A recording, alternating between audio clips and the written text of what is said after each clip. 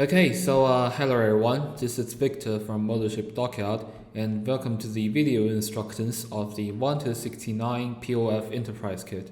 Please spare me using some weird AI sound later on in this video, as otherwise the workload would be very high, and English is not a native language to me, so you may already found my pronunciation weird also. If you still have any questions during your building process, please email modelshipdockyard@gmail.com and we are more than happy to help. So that's all I need to say. Hope you enjoy your build and let's get into it. Okay, I'm going to record a video of building of the 1 to 96 PoF Enterprise.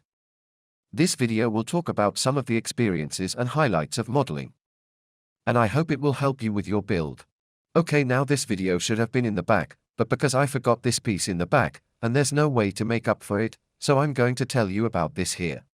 This plywood piece is a template, and the number is Z5. When you're doing the cutwater, this one should be noted.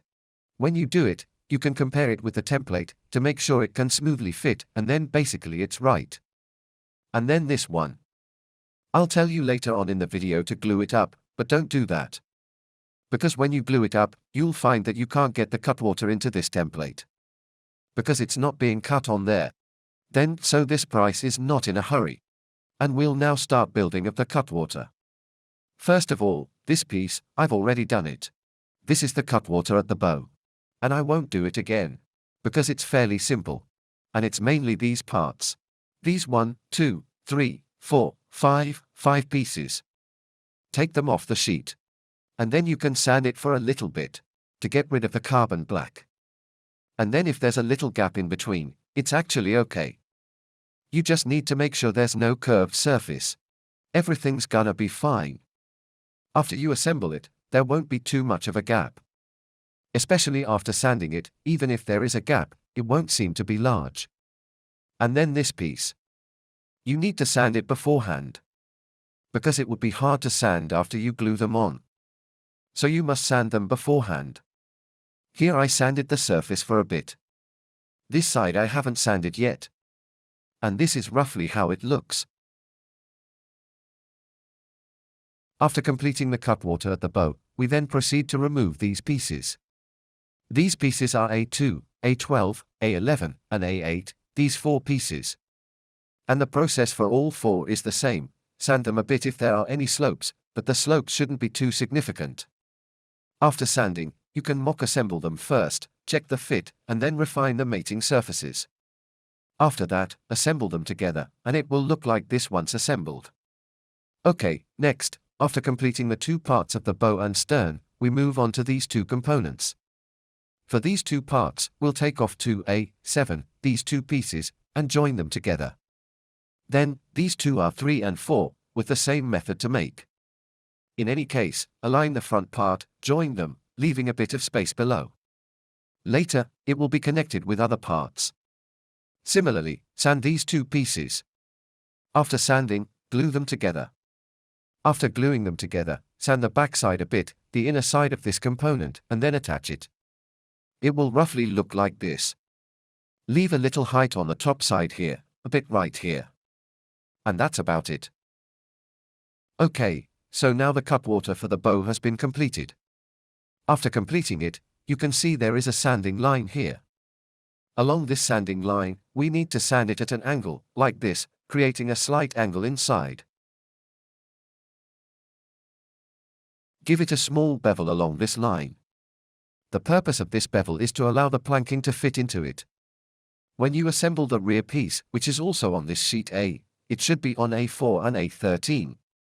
A13 is below, and A4 is above. After assembling, stick them together. After sanding the chamfer, there will be a gap. Now that the chamfer is sanded, it should look like this. You sand it the way as you think is good, but regardless of how you sand it, make sure that the inner and outer walls can fit together. Ensure that there are no large gaps on this side. Next, glue this piece onto it. Currently, the main part of the bow has been completed. There is also an deadwood inside, and for this part, you can use the template mentioned earlier to position it, roughly up to this point.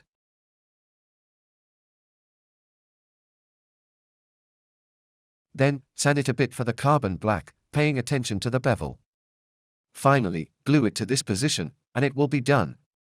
Alright, next, let's work on the main part of the keel, the middle section. This part is primarily assembled from several pieces on the F-sheet.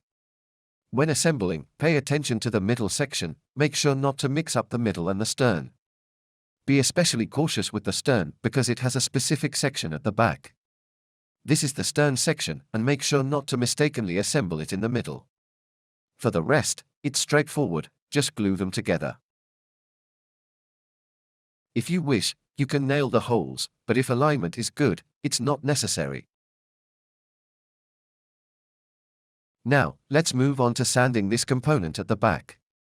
For this part, you'll need two templates, one is the W2 at the back, and the other is the X7 at the bottom. Attach these two templates to this component. After attaching them to the tail part, sand along the sanding line. This piece is not needed on the final model, so after sanding, this part needs to be removed. Therefore, you don't need to glue it too tightly. After sanding along the sanding line, you can remove it. After removing it, this part has been sanded and looks roughly like this, with a taper. Next, you can attach this piece, the stern post. Alright, after completing the tail part, we can start the assembly process. As for the bow, we've already assembled it in place. It can be glued together right here. Next, take parts 14 and 15 from sheet A, give them a simple sanding, ensuring they fit properly. Insert them here, and that should work.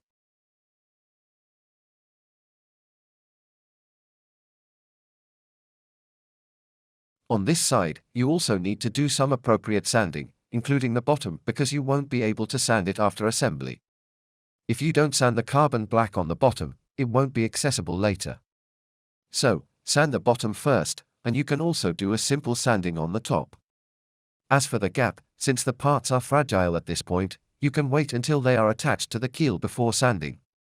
You can then use a small assorted file to clean up the carbon black inside the gap. Install these two first, and after that, you can finally attach the back part at the end. Okay, after completing the assembly of the main keel, let's work on these two parts. These two parts are for the bottom of bow and stern, and they need to be sanded to an inclined surface. Be cautious while sanding, especially because these parts are small and can be easily damaged. So, be very careful during sanding. After sanding, it should look something like this, but after installing on the ship and completing the rib installation, they will need additional sanding. Therefore, there is no need to sand them too finely at this point. As for these two parts, the rear one is glued to approximately this position. The front end here needs to extend a bit, protruding slightly here.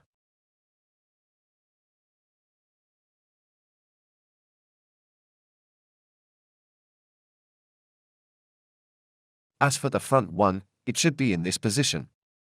Just make sure it aligns with the contour and is in the right place. Refer to the drawings and instructions for the exact positions. Once aligned, you can glue them in place.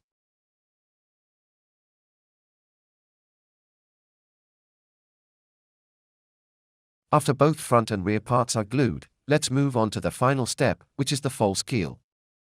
There are two false keel parts, and the connecting section can be sanded to form an inclined surface. Once these are installed, the keel part is completed. Next, you can place it on the platform. With the keel part completed, it should look something like this.